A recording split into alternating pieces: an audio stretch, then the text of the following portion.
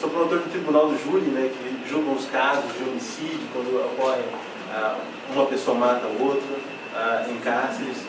E uma das razões de eu estar aqui hoje, mas antes disso, né, parabenizar os formandos por esse momento de celebração. Hoje em dia nós temos muitos atrativos que são, ou parecem ser mais interessantes de estudar, por exemplo, redes sociais, por exemplo, sair à noite, etc. E tal. De alguma forma, formar é uma celebração de estudo, de dedicação, de esforço. Eu quero, então, parabenizá-los por essa conquista. E contar uma breve história também de uma conquista, de uma superação, que, de alguma forma, eu gostaria que inspirasse todos vocês em futuros sonhos. Nasci aqui em Cuiabá, cresci em Cuiabá, sou filho de professores. Quem é filho de professor sabe, o professor não ganha muito, mas professor, filho de professor, sempre é muito disciplinado, porque o professor cobra bastante, exige bastante do seu filho. Com 12, 13 anos comecei a fazer inglês e eu tinha esse sonho desde criança de estudar na Universidade de Harvard. E esse sonho nasceu, eu acredito, de uma experiência infantil, de um casaco que minha mãe tinha, de uma universidade americana, que ela tinha sido presenteada por alguém, e de alguma forma nos dias de frio eu pedia para minha mãe me vestir com aquele casaco, que era inclusive muito maior do que o meu tamanho, e eu criei esse sonho desde criança de estudar. E as crianças têm isso, né? Essa capacidade de imaginar as coisas mais, enfim, que parecem impossíveis para os adultos e para as crianças. Durante toda a infância eu falava isso para minha mãe, etc. e tal. Chegou a adolescência, esse sonho pareceu tão distante, né? Pareceu mais distante ainda por eu morar em Cuiabá. Eu me envolvi na vida de promotor e acabei esquecendo desse sonho. Um dia, já próximo aos 30 anos, pode não parecer, mas já próximo aos 40 agora. Parece, a gente não parece. Eu pinto cabelo. Mas um dia, né, uma vozinha, né, essas vozinhas que aparecem na nossa cabeça, que é consciência, que é razão, que é alguma coisa, me dizia, mas em Harvard. Eu havia feito inglês, né, um tempo. E Harvard, você não vai para lá, você não... E aí eu pensei nisso, né? Uma coisa que durante boa parte da minha vida eu pensei, eu nunca fui primeiro lugar em nada. Nunca fui. Meu nome é Rinaldo II. Mas eu também nunca fui segundo lugar em nada. Eu nunca fui terceiro lugar também, nem quarto, nem quinto. Eu nunca estive entre os 5 primeiros. Então Harvard parecia impossível também. Mesmo sendo promotor, já tendo tanto algo que pudesse, de alguma forma, aumentar a minha autoestima, parecia ainda impossível. Eu estou dizendo isso não para fazer um parênteses para os alunos do fundão, para os alunos que tiram as piores notas, não, mas eu estou fazendo esse parênteses para, de alguma forma, identificar com as pessoas que têm grandes sonhos e muitas vezes não acreditam nos seus sonhos ou muitas vezes acham que esses sonhos não são possíveis. Uma constatação que eu tenho é que não precisa ser gênio para realizar o seu sonho e que 99% desses sonhos dependem mais de dedicação mesmo, como muitas pessoas já disseram, de disciplina. Então, já promotor, eu voltei a estudar inglês já próximo aos 30 anos, decidido então a realizar o sonho ou abandonar o sonho. É agora ou nunca, eu pensei. Eu acabei já próximo aos 30 anos, aliás, já um pouco depois de 30 anos, fazendo mestrado na Universidade de Harvard, mestrado em Direito, concluí o mestrado. Percebi lá que vários desafios e várias inseguranças que eu tive lá, eu tinha tido durante a minha vida. Por exemplo, no começo da adolescência eu tinha uma dificuldade de falar em público, pode não parecer aqui agora, né, estou falando sem gaguejar, mas eu fui gago. Eu tive essa dificuldade lá, eu tive uma dificuldade de falar inglês, apesar de ter feito inglês durante muito tempo, apesar de falar com as pessoas informalmente em inglês, elas me entenderam, ou seja, elas estão me entendendo, eu consigo me comunicar em inglês. E velhos problemas que consegui superar.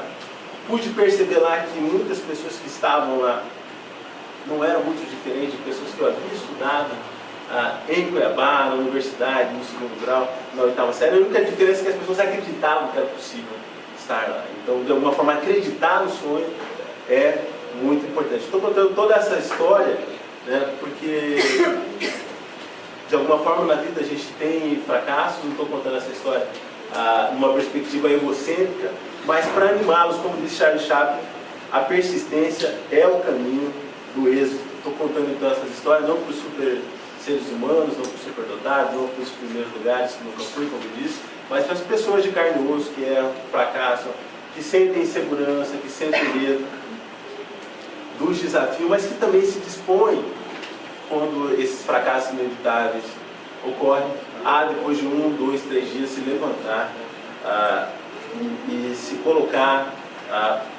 e seguir lutando, melhor dizendo. Sei que todos têm um sonho, esse sonho não é necessariamente estudar arte, como era o meu, e depois se tornar promotor de justiça, mas todos têm um sonho, e todos sem exceção, que têm sonhos, e todos têm um sonho, esse sonho é o que mais importa na vida, né? Realizar esse sonho é o mais importante, perseguir esse sonho, pois de alguma forma esse sonho nos lembra frequentemente, né? Nos horários, nos momentos mais impróprios, ele nos lembra da sua existência. Então, nesse ponto, eu gostaria de lembrar que aprender inglês é sempre um luz para a realização dos sonhos, ainda que eles sejam tão diferentes quanto precisa ser estudado no exterior, precisa ser estudar em Harvard, mas estudar inglês abre possibilidades, a possibilidade de ler livros em inglês, de escutar programas em inglês, de fazer cursos que muitos nós não temos ainda no Brasil. Então eu quero saudá-los por tudo isso. E que vocês mantenham, como disse o Bom, esse exercício prático desse conhecimento, para que esse conhecimento, para que vocês não esqueçam isso, para que vocês tenham uma utilidade por isso. Então, para aumentar a esperança, para aumentar o otimismo, para inspirar novos sonhos, contar essa história, né, despretensiosamente. Que vocês, então, possam, nesse momento de celebração, né, se animar para galgar sempre novos objetivos, novas conquistas, novos pódios, parabéns merecido. Lembro aqui uma frase da Eleanor Roosevelt, já caminhando para a conclusão: o futuro pertence àqueles que acreditam na beleza de seus sonhos. Então, de alguma forma, quero saudá-los por esse sonho realizado, por essa persistência, por essa dedicação, por toda essa educação e esse tempo destinados a isso, e congratulations.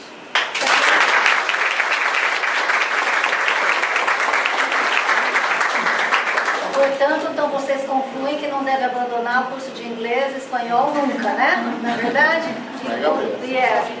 Pode ser que o inglês exatamente... Estudando inglês para ver como o inglês faz parte da vida da gente. Então, como é muito importante persistir nas dificuldades de qualquer idioma, para ver que, com o Reinaldo, no caso dele, ele não desistiu e ele conseguiu realizar uns grandes sonhos na vida dele através da língua. Então, para os alunos ter contato com esse tipo de pessoa, para ver como ser no futuro deles, é muito importante.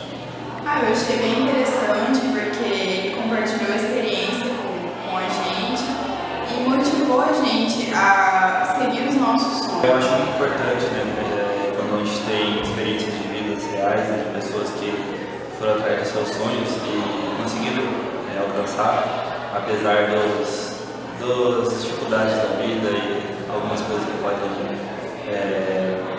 desanimar, mas com isso a gente, essa palavra nos motiva a cada vez mais buscar e ser persistente. Só depende de nós para buscar os nossos sonhos e alcançá-los. E o que ele falou foi um exemplo claro de que se a gente conseguir, tiver foco e persistente, a gente consegue alcançar nosso objetivo. E eu creio que para a minha vida isso vai ajudar bastante, porque todos nós temos um sonho, inclusive eu. E agora eu vou me dedicar ainda mais, vou buscar